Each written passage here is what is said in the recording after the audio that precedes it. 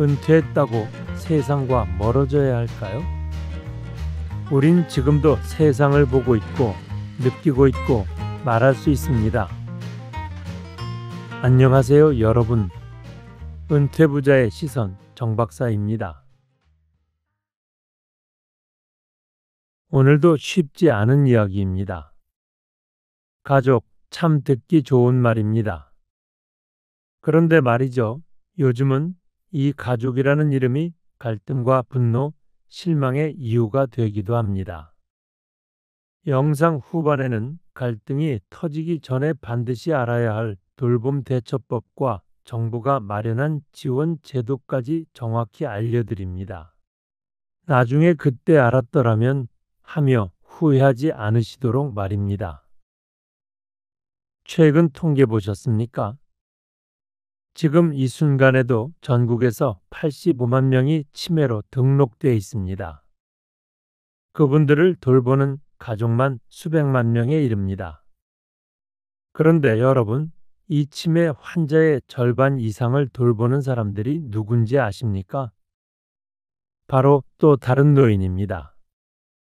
치매 남편을 돌보는 70대 아내, 중풍 어머니를 간병하는 60대 딸, 심지어는 80대 후반의 노부가 자식을 돌보는 경우도 있습니다. 정말 이게 정상입니까? 서울 강서구의 한 사례를 보시죠. 73세 박모 씨 자신의 나이보다 겨우 몇 살 어린 70세의 동생을 간병하고 있습니다. 동생은 2년 전 치매 진단을 받고 말도 잘 못하고 걷지도 못하는 상태입니다.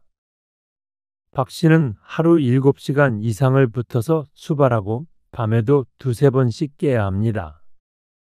그런데도 정부에서 받는 지원은 요양 등급 5등급으로 방문 요양 하루 1시간 반 뿐입니다. 방문 요양 시간을 늘려달라고 물으면 담당자는 말합니다. 그 연세에 이렇게 간병하시는 분들 수두룩합니다. 그나마 동생분이라도 있어 다행이시죠. 참 기가 막힌 소리입니다. 여러분, 이게 현실입니다. 그리고 더 충격적인 건 이런 노인이 노인을 돌보는 구조가 이제는 제도처럼 굳어지고 있다는 겁니다.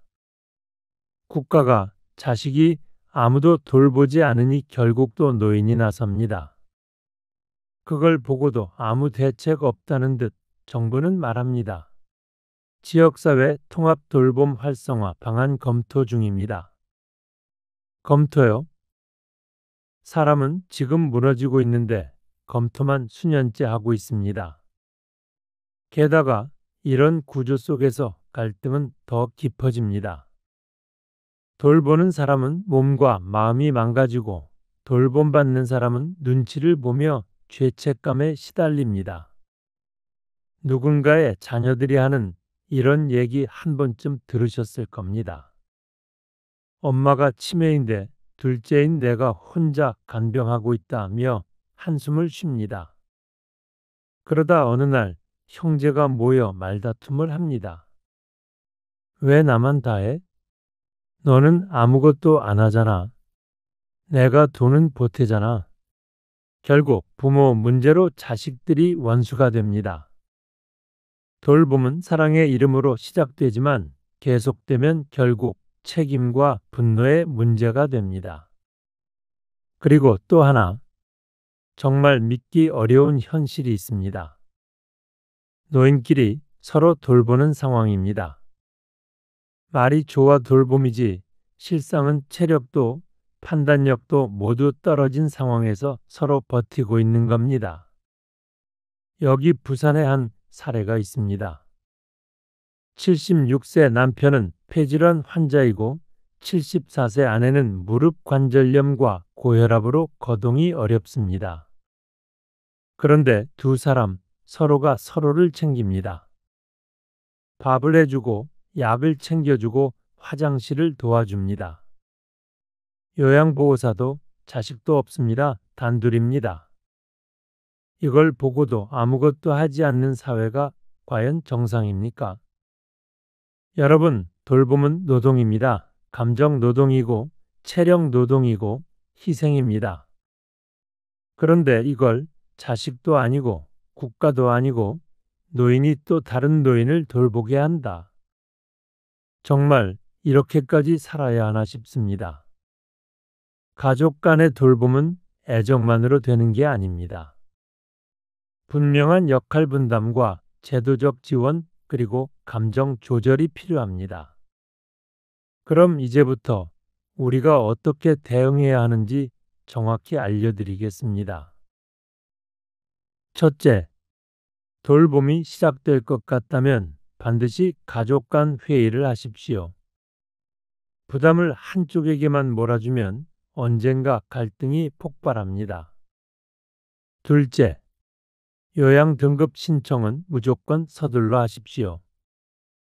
병원 소견서만 있어도 5등급 이상 받을 수 있고 등급이 높아질수록 혜택도 커집니다. 셋째, 장기요양보험, 방문요양센터, 데이케어 센터 등 활용 가능한 복지 제도는 반드시 활용하십시오. 넷째, 지역 치매안심센터와 정신건강복지센터에 등록하면 꾸준한 상담과 보호가 가능합니다. 다섯째, 혼자 떠안고 참고만 계시지 마십시오. 도움을 요청하는 건 부끄러운 게 아닙니다. 마지막으로 여러분의 인생도 중요합니다. 돌봄에 갇혀 자신을 버리지 마십시오. 가족이라는 이름 아래 묵묵히 참고만 있으면 결국 무너지는 건 모두 다입니다. 그러니 지금 나를 위해서라도 이 정보를 꼭 확인하고 주변 사람에게도 알려주십시오. 이 영상이 어떤 가족에게는 돌봄과 화합의 작은 시작이 될 수 있기를 바랍니다. 끝으로 눈을 감지 마십시오. 세상을 향한 우리의 시선이 멈추는 순간 온갖 범죄와 부조리들이 기다렸다는 듯이 우리를 향할 겁니다.